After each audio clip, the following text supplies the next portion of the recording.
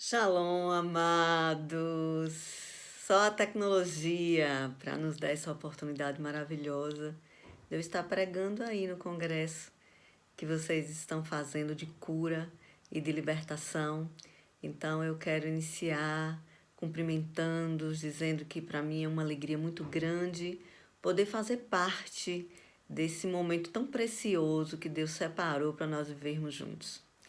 E a pastora Rose, essa linda aí, a qual vocês têm o privilégio de serem pastoreados, e junto com seu esposo, o pastor Marcos, nos convidaram e eu estou aqui para compartilhar uma porção da palavra de Deus com você nesse tempo. Eu espero que seja bênção para a sua vida. Esse tema que vocês estão trabalhando, né, é bem desafiador. Eu tenho certeza que já deve estar edificando a vida de vocês de forma poderosa, curando os princípios do meu chamado. Todos nós temos um chamado do Senhor, não é? Nós fomos atraídos por Ele. A palavra dele chegou até o nosso coração e gerou uma atração da qual nós não fomos capazes de resistir e nós nos aproximamos e decidimos querer Jesus para a nossa vida. Esse é um chamado que nos liberta, que nos alinha no caminho da salvação, que nos leva para o céu. Então, no dia que nós aceitamos a Jesus como nosso único e suficiente Salvador, nós aceitamos o chamado dele. Ele nos convidou e nós atendemos. E todos nós nos tornamos discípulos dele.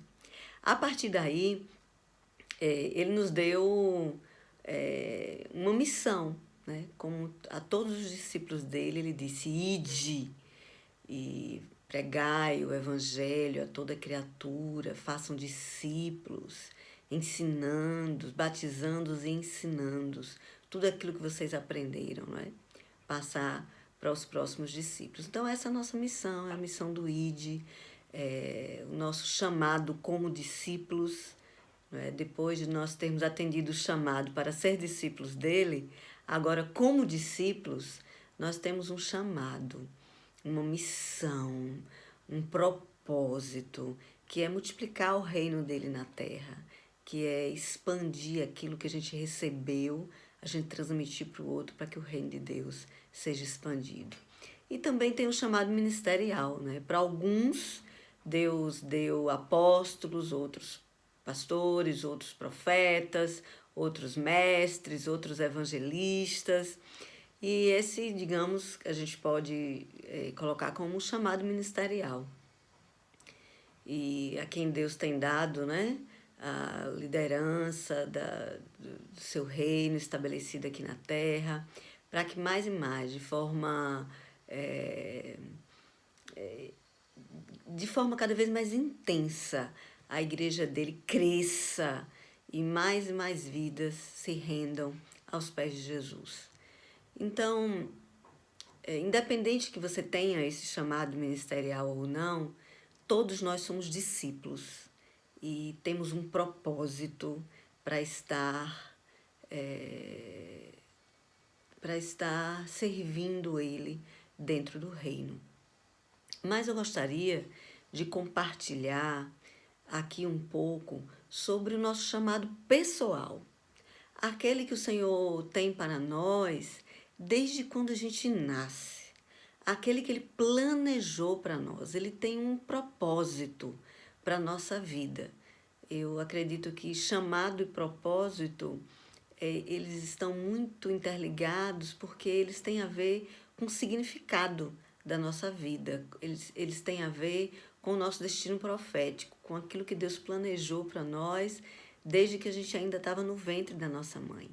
Então, o Senhor tem um destino para cada um de nós. Ele é profético porque ele não é obrigatório. Ele é profético, ele profetiza esse destino sobre a tua vida.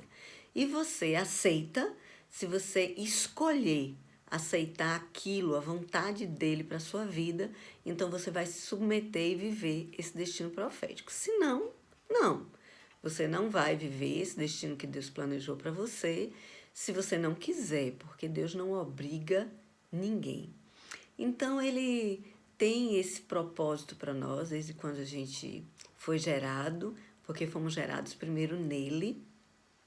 E depois que nós crescemos e entendemos, e já temos condições de entender sobre o reino, sobre o que Jesus fez por nós, ele nos convoca, né? Ele nos chama e nos convida para ver se a gente quer ou não ser discípulo dele. A partir daí, a gente, aceitando, a gente cumpre a missão. Se a gente vai cumprir como discípulos, ir de pregai, porque isso é para todos, ou se ele tem um chamado ministerial e para a gente mergulhar, né, no ministério, e tudo isso com o propósito de fazer crescer o reino dele na terra. Então é basicamente isso, esse chamado individual, pessoal, que é desde quando a gente nasce, que tem a ver com o nosso significado de vida, tem a ver com o nosso propósito, o propósito da nossa existência. Para que a gente nasceu, não é? Deus nos projetou, sonhou conosco, planejou a nossa existência, nos trouxe ao mundo. Com que propósito? E é sobre esse propósito, sobre esse chamado que eu gostaria de compartilhar com vocês hoje. Salmo 139, no verso 16, diz assim: os teus olhos viram o meu corpo ainda informe. Todos os dias que foram ordenados para mim, no teu livro foram escritos, quando nenhum deles havia. Então, antes da gente ser formado, Deus já havia escrito num livro todos os dias da nossa vida. Então, ele tem esse caminho para a gente trilhar. Ele tem esse destino profetizado sobre as nossas vidas. Ele nos chama para viver esse propósito, para que, quanto mais próximo desse propósito nós estivermos vivendo, mais seremos realizados, mais estaremos experimentando o melhor da terra. Porque não há nada que a gente sonhe para a gente, que a gente planeje para a gente, que seja melhor do que aquilo que Deus planejou para nós. Então, quanto mais alinhados nós estivermos com esse propósito, com esse chamado pessoal, né, mais nós estaremos experimentando o melhor da terra. E aí, como nessa vida nem tudo é tão fácil, existe uma guerra espiritual estabelecida. Aqui eu não vou precisar explicar sobre guerra espiritual, porque não daria tempo, mas eu tenho certeza que os irmãos sabem do que eu estou falando. O inimigo, ele vem trabalhar contra esse propósito de vida nosso.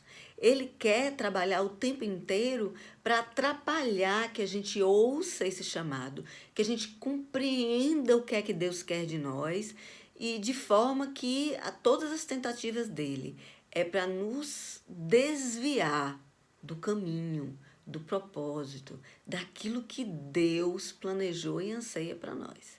E a maior ferramenta que o inimigo utiliza lá desde sempre é uma ferramenta chamada rejeição. Então, quando o espírito de rejeição se estabelece no coração de uma pessoa, essa pessoa começa a desenvolver, isso traz danos ao coração da gente. O espírito de rejeição traz tantas dores para a nossa vida, que na tentativa desesperada de tentar se livrar dessa dor, a gente vai desenvolvendo comportamentos, habilidades que terminam nos afastando do propósito que Deus planejou para a gente. Então, o espírito de rejeição, ele é uma arma do inimigo para nos afastar daquilo que Deus planejou para nós, ok? Vamos ver um pouco das características de como do que esse espírito desenvolve na vida da gente, de que forma ele influencia, que características uma pessoa que está lutando internamente, espiritualmente contra o espírito de rejeição, que características essa pessoa tem, não é? Então, sobre isso que a gente vai conversar e vamos ver se a gente se identifica, vamos ver se a gente identifica de que forma o inimigo tem trabalhado na nossa vida através do espírito de rejeição. Se você não identificar com nada, glória a Deus, louvado seja Deus, né? O inimigo, ele nunca vai desistir de nós, certamente ele está usando outras armas e que através da guerra espiritual também a gente vence ele. Mas vamos falar hoje só sobre essa arma, ok? Primeiro, características de pessoas que estão aprisionadas pela rejeição. Primeiro, dificuldade de se relacionar com as pessoas que estão ao seu redor. Então, a pessoa chega a ser mal educada, um pouco agressivo, um pouco grosseiro, porque ela tem dificuldade de se expressar de forma saudável e ela termina afastando as pessoas dela, mas ela não percebe isso. Ela acha que são os outros que estão abandonando ou deixando ela, mas a maioria das vezes é a nossa própria postura agressiva, rígida, radical, grosseira, que termina afastando as pessoas de nós. Por que que isso acontece no coração de uma pessoa que está lutando contra o espírito de rejeição? É por conta do medo de ser rejeitado. Quer dizer, a dor de ter sido rejeitado um dia faz com que a gente se arme, se endureça na tentativa daquilo não acontecer de novo. Ok? Então, de que forma... Não, vamos continuar com as características. Então, dificuldade de se relacionar com as pessoas, medo de ser rejeitado de novo, de acontecer de novo, de ser traído de novo, de sofrer alguma deslealdade de novo, não é? Porque todas as vezes que a gente doa do nosso coração, do nosso amor, da nossa atenção, e a gente não é retribuído, e não existe essa troca na mesma intensidade, então a gente se sente rejeitado sim. Não é? A pessoa não devolve todo o nosso carinho dado da mesma maneira, então a gente se sente rejeitado sim. Então, com medo disso se repetir, a gente promete a gente mesmo que nunca mais vai se doar tanto, que nunca mais vai permitir ou deixar que a pessoa faça de novo. E aí a gente vai se endurecendo ao longo do caminho. Você quer ver outra característica de quem luta contra a rejeição? Ela fala alto demais. Na verdade, não é nem o falar alto, é o gritar mesmo. Ela se exalta com muita facilidade e grita com as pessoas que estão ao seu redor. Ou então, ao contrário, é aquela pessoa sem voz verdadeira. Ela não consegue se posicionar, ela está ali totalmente neutra no ambiente e ela não consegue exercer a autoridade da sua fala. É aquela pessoa que realmente não exerce a sua voz, não altera, ela se esconde, se omite, ok? Outra característica, viver como vítima, se achando coitadinha do mundo. Então, quem luta com rejeição vai ter sempre essa choradeira, essas reclamações. É uma pessoa que murmura muito, que reclama de tudo. Até quando ela vai elogiar, ela reclama, né? Então ela diz assim, parabéns, ficou bom isso aqui, mas podia melhorar assim, assim. Tá bom, que bom, muito obrigada, viu? Mas da próxima vez você faz assim, assim, assim. Então ela vai estar sempre corrigindo as pessoas, né? Sempre com esse tom de reclamação, porque quando a gente vive como vítima, sempre a gente vai estar olhando o copo meio vazio, sempre a gente vai estar com essa sensação de que está faltando alguma coisa, né? Porque a gente quer tudo muito certinho, o melhor possível. Para quê? Para não ser rejeitado, para evitar ser rejeitado de novo. Então, os perfeccionistas vão entrar muito bem nisso aí. Outra característica é pessimismo, que eu já falei, né? Sempre ver o mundo com um copo meio vazio. Rejeição do outro, quer dizer, você vai perdendo a sua sensibilidade, vai se endurecendo para evitar sofrer a dor da rejeição de novo e termina que tem dificuldade de confiar nas pessoas. Então você centraliza tudo em você, você só confia naquilo que você faz e você jamais vai abrir seu coração para ninguém porque você não confia que as pessoas vão guardar seus segredos, que as pessoas é, é, é, vão guardar aquilo que você vai desabafar com elas. Então você nunca abre seu coração. Suas conversas, seus assuntos são sempre no artificial. Você nunca se aprofunda para falar de si mesmo. E por último, a autorrejeição. Então quem sofre com o espírito de rejeição vai sofrer de complexo de inferioridade, né? A sensação de que eu acho que tem alguma coisa errada comigo, né?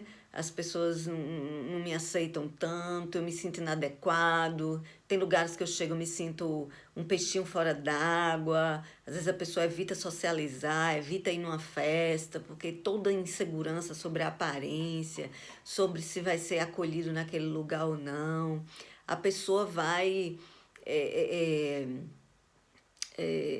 desconfiando, né, do seu próprio valor e vai terminando se isolando socialmente e tal.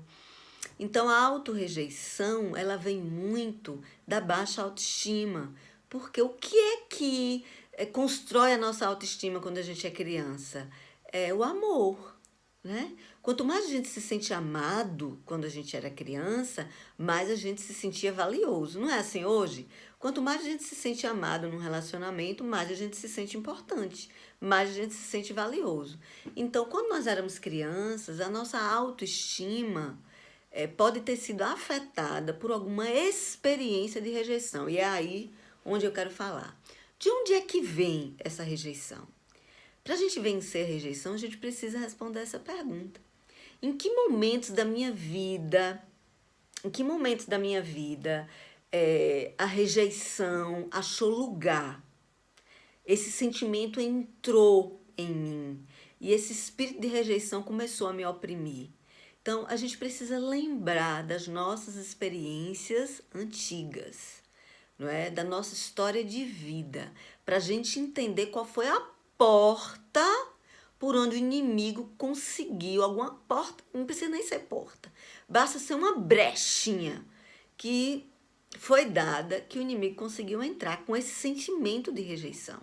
Então, qualquer experiência que seja da sua história que você não se sentiu amado, que você não se sentiu seguro, momentos vividos por você que você teve medo, né? Teve medo de ser abandonado, teve medo de não ser cuidado, teve medo de que lhe faltasse o suprimento das suas necessidades.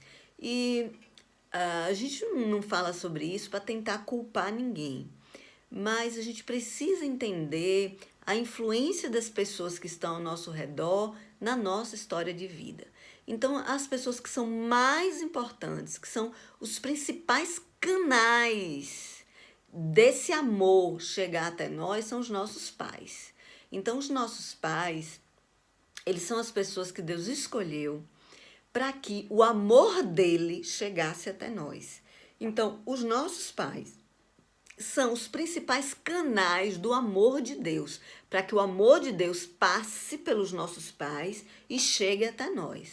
Quanto mais esse processo aconteceu de forma leve, que fluiu, que foi tranquilo, que deu tudo certo, que os nossos pais se sentiram amados por Deus e o amor de Deus passou por eles e chegou até nós quando a gente era criança e a gente cresceu assim se sentindo amado, cuidado, respeitado, suprido, defendido, protegido. Tudo isso é expressão de amor, né? Existem 3 formas de a gente demonstrar amor que a criança compreende e que nós precisávamos quando a gente era criança. Um é o toque físico, não pode faltar toque físico na expressão do amor. Outro é a afirmação verbal, o elogio, aquele encorajamento no momento do erro, no momento, né, que a gente errou, que a gente não conseguiu, no momento ali do fracasso, que a gente tentou alguma coisa e não conseguiu. Vem aquela palavra de encorajamento, isso é demonstração de amor. E a atenção. tempo. Agora mesmo vocês estão me dando atenção. E isso me faz me sentir valiosa. Depois a pastora vai me dar o feedback de como é que foi esse momento aí dentro do congresso. E isso vai me fazer ou me sentir frustrada, né, desvalorizada, ou me sentir valiosa, dependendo da atenção que vocês estão me dando. Então, atenção, afirmação verbal e toque físico são as demonstrações, a maneira como que quem ama expressa o amor que tem pelo ser amado. Então, quando nós éramos crianças, era através dessas três coisas que a gente sentia o tanto que a gente era amado ou não. Então, em algum momento, se uma dessas demonstrações falhou, se faltou, se houve carência em algumas dessas demonstrações, sabe? Houve ali uma brecha para que a rejeição entrasse no nosso coração. Então, aquele momento que a gente precisou de atenção e não teve, aquele momento que a gente queria a presença de quem, principalmente dos pais, né? E não estava lá. É aquele momento que a gente queria um abraço, que a gente queria um colo, que a gente queria um beijo e não teve. Aquele momento que a gente queria um elogio, queria uma palavra de encorajamento e não teve. Então, nesses momentos, o que é que acontece no coração da criança? Existe o que a gente chama de dúvida de amor, o que a gente chama de insegurança. O inimigo joga uma semente, sabe? E aí a gente começa a observar as outras crianças, não sei se vocês têm lembranças disso. E a gente vê, ó, fulano não passa por isso não. Ó o pai de fulano como é, ó a mãe de fulano como é. E a gente sente a nossa carência, vai desenvolvendo uma carência de amor no nosso coração.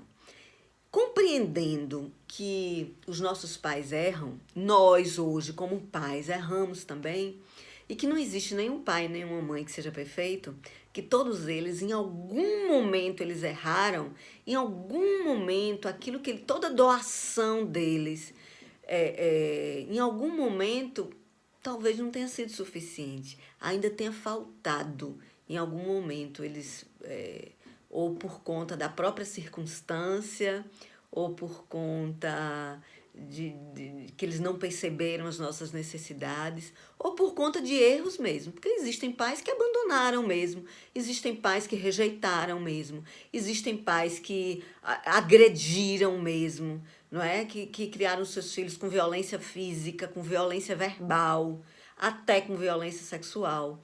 Então, independente da maneira como lhe faltou uma dessas três demonstrações de amor: afirmação verbal, toque físico e atenção. Independente de como é que foi a sua história, se em algum momento lhe faltou uma dessas três coisas, abriu-se uma brecha para o espírito de rejeição oprimir. E aí, o fato da gente crescer com essa carência de amor abala nossa autoestima, nosso senso de valor. Porque quanto mais eu me sinto amado, mais eu me sinto valorizado. Quanto mais eu tenho dúvida sobre o quanto sou amado, mais eu tenho dúvida sobre o meu próprio valor.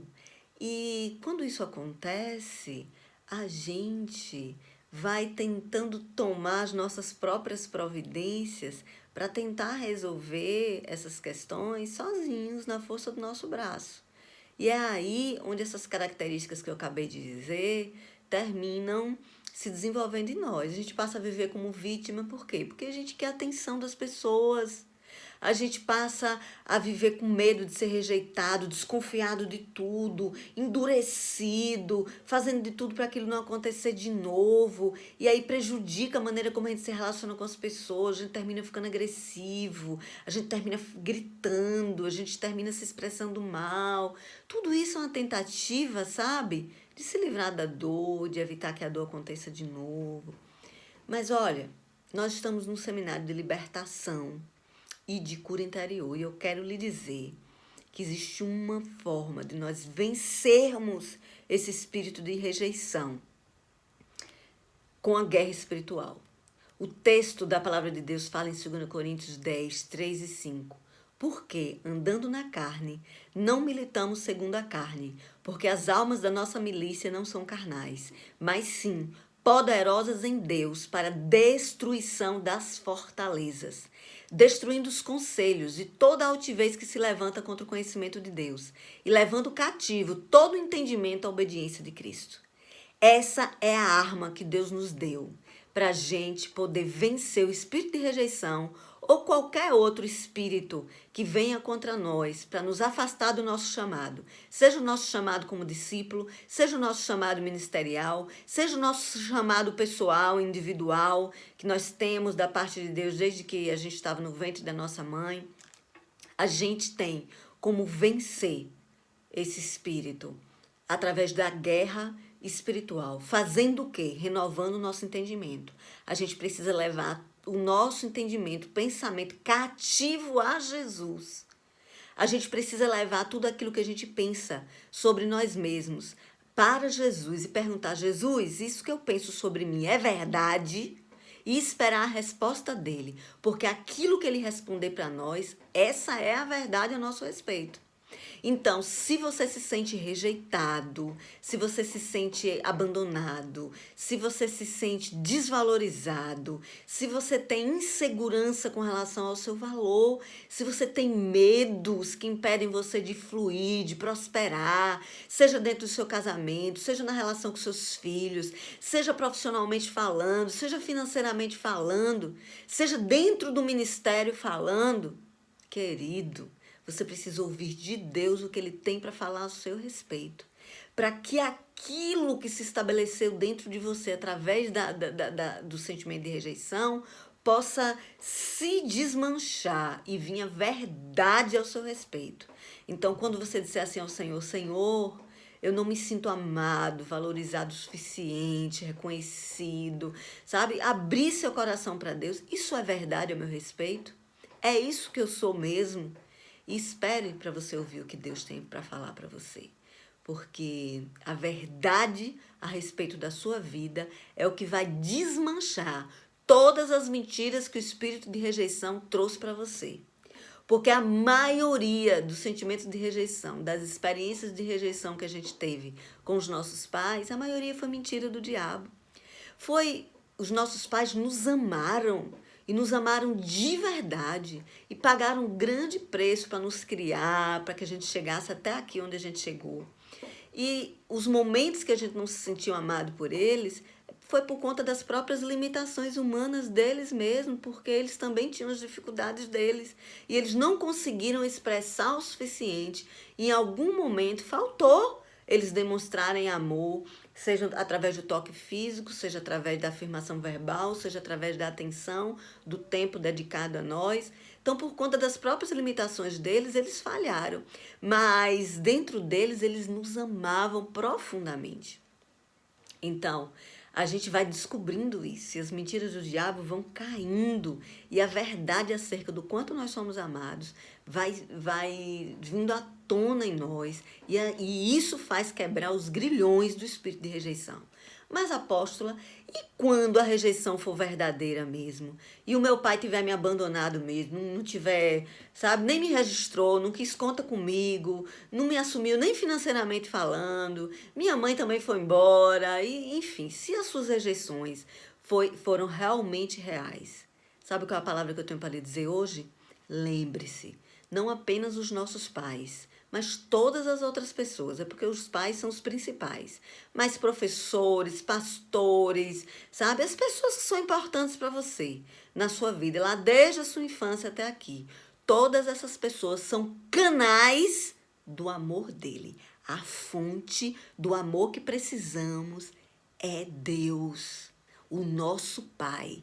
Ele é a fonte do amor que precisamos, porque é o amor que lança fora o medo de sermos rejeitados, o medo de não sermos valorizados, o medo de não sermos amados, o medo de não conseguirmos conquistar, o medo do medo.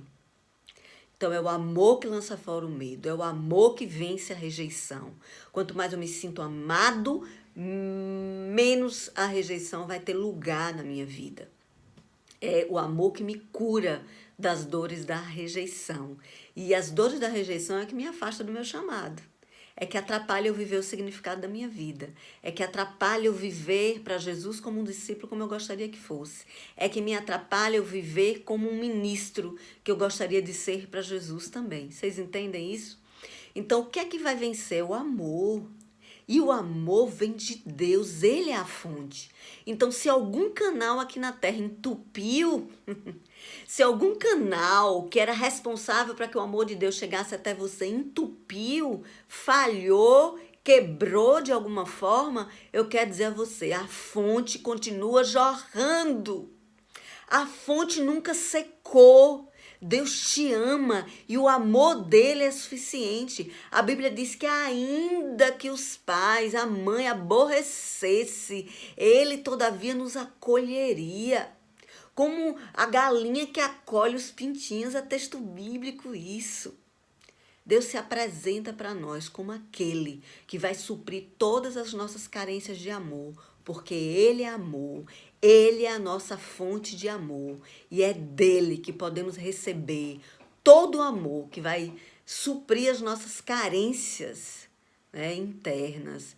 E o amor dele é suficiente, ainda que ninguém mais nos ame nesse mundo, nessa terra. O amor dele é suficiente para que a gente viva sobre a terra, cumprindo o nosso chamado, entendendo o nosso significado, o nosso valor de cabeça erguida, entendendo que somos filhos dele, que ele nos ama, é um amor que é suficiente para nos fazer usufruir do melhor da terra. E todos os outros amores que porventura a gente vai conquistando na caminhada, vem como um bônus, mas a gente não vai depender mais do amor de outras pessoas para nos sentirmos amados, porque nós vamos beber da fonte que é o Senhor. Que em nome de Jesus Cristo você possa receber essa palavra nessa noite, entendendo a importância de você não apenas saber que Deus te ama, mas de ter uma experiência de amor com Deus, de você se sentir verdadeiramente amado, filho, né? Não faça lá como aquele irmão do filho pródigo, que estava dentro da casa do pai e não se comportava como filho. E aí ele reclama lá do boi que o pai matou, e o pai olha assim e faz, mas meu filho, tá aí, tá tudo à sua disposição, você nunca matou, nunca chamou seus amigos e fez um churrasco, porque não quis, mas é tudo seu. Eu quero lhe dizer, é tudo seu. Esse amor todo é seu. Você pode usufruir de ser filho de Deus, de estar na casa do Pai. E esse amor todo está à sua disposição. É só você experimentar desse amor e usufruir desse amor, que ele vai suprir todas as suas carências de qualquer amor que tenha lhe faltado ao longo da sua história de vida. E com isso, a gente é liberto do espírito de rejeição, a gente é curado das nossas dores emocionais e a gente pode seguir adiante cumprindo o nosso chamado na terra. É isso, querido. Eu quero orar por você. Se você puder, põe a mão no seu coração. Pai, em nome de Jesus, eu estou aqui. Quero abençoar cada um dos meus irmãos que está aqui me ouvindo nesse momento. Senhor, Tu conheces as dores de cada uma dessas pessoas. Tu conheces as necessidades de amor de cada uma dessas pessoas. E que todo espírito maligno que esteja, Senhor, lançando sementes de dúvida a respeito do valor delas, a respeito do quanto elas são amadas e valiosas nessa terra, eu quero, Senhor Jesus, cancelar essa semente em nome de Jesus. Nós rejeitamos essa semente em nome de Jesus e tomamos posse da verdade a nosso respeito. Aquilo que o Senhor falou a Jesus, lá no dia do batismo dele, nós recebemos, nós tomamos posse para nós. Nós somos filhos amados do Pai, em quem o Senhor tem prazer. E isso é suficiente para nós. Que todo espírito de rejeição retroceda, bata em retirada em nome de Jesus Cristo, porque nós vamos andar conforme o chamado que o Senhor tem para nós, desde que estávamos no ventre da nossa mãe. Cada dia que o Senhor escreveu num livro para nós, é tudo isso que o Senhor escreveu aí que a gente quer viver. Nós queremos experimentar aquilo que o Senhor planejou para nós. Nós queremos experimentar do melhor da terra, porque foi isso que o Senhor planejou para nós. Em nome do Pai, do Filho e do Espírito Santo. Amém. Ô, gente, louvado seja Deus, foi um prazer muito grande estar aqui com vocês. Eu gostaria muito de estar presencialmente. Esse era o nosso plano desde o início do ano, mas não foi possível. Então, nós estamos aqui assim, através dessa ferramenta.